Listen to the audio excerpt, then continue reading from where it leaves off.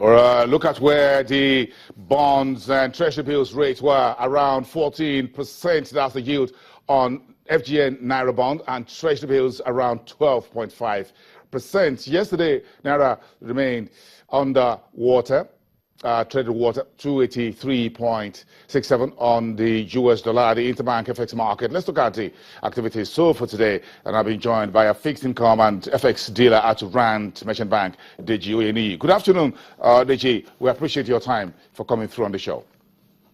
Yeah, good afternoon. Yes, let's start with the FX. The Naira has been relatively cold since the start of the week. Why? Okay. Currently, the market is still trading around 284, 284.50 levels in the market. We're not really seeing much of flows at the moment, but we expect that to improve in the coming days. So the pattern has just been, turnover in the market has been in the region of 60 to 70 million on a daily basis, but this should improve in the coming days. Is 60 to 70 million dollars enough?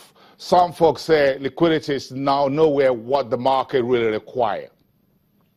No, this is far from what used to be the norm, but looking at where we're coming from, it's still some level of improvement. So, but the other bit we should also be looking at is we're seeing some activities in the futures market, and we believe this should also improve liquidity in the spot market as time goes on. So you spoke about a minute ago about 284. Are we heading around that figure already for today?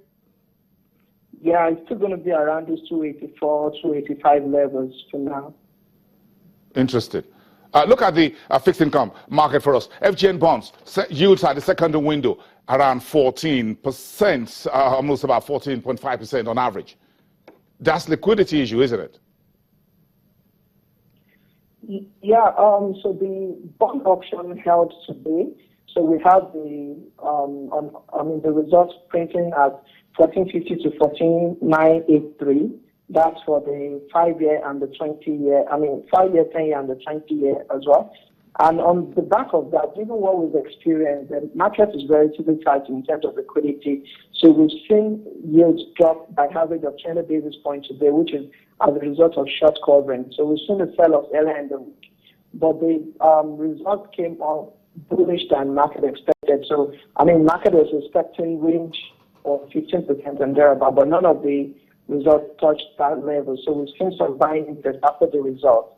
Will anything be significantly different between the bonds and the treasuries in terms of yields? Okay, in terms of yields, so as despite that we're seeing renewed interest in the bond space, the T-bills we actually saw a sell-off on the day, and that's a result of the liquidity position. Although this should improve in the coming weeks, so because we have about 130 billion maturing next week, but banks will still have to sell the short-dated bills to fund their liquidity position, so you won't see so much activity in the bond space.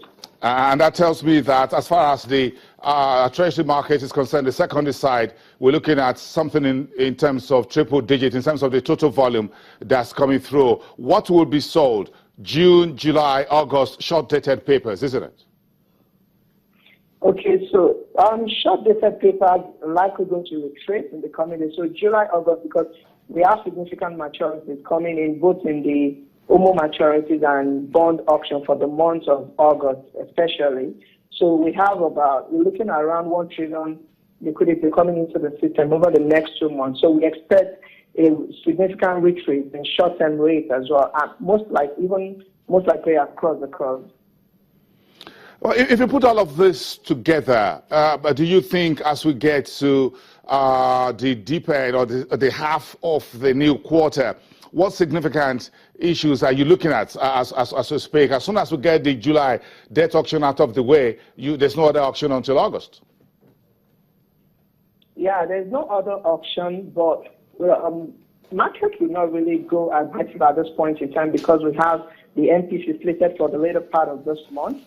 And also, we're expecting the inflation number towards the end of this week. So until we have those data released before we can see increased level of activity in the market. So you still see the auction results being traded at this point in time. But when those data are being released, then we can see improved level of activity. Dejo Yeneye, save your bullets and the rest of your colleagues until the inflation data for June and the MPC in about 2 weeks from now. Thanks for coming through from Rand Merchant Banks, FX and Debts Trader. Let's wrap up the program. We thank you very much, everyone, for watching. Tomorrow we'll be back at the same time, 1:30 local time, with Business Incorporated, live to you from Channels Television, Nigeria's news leader.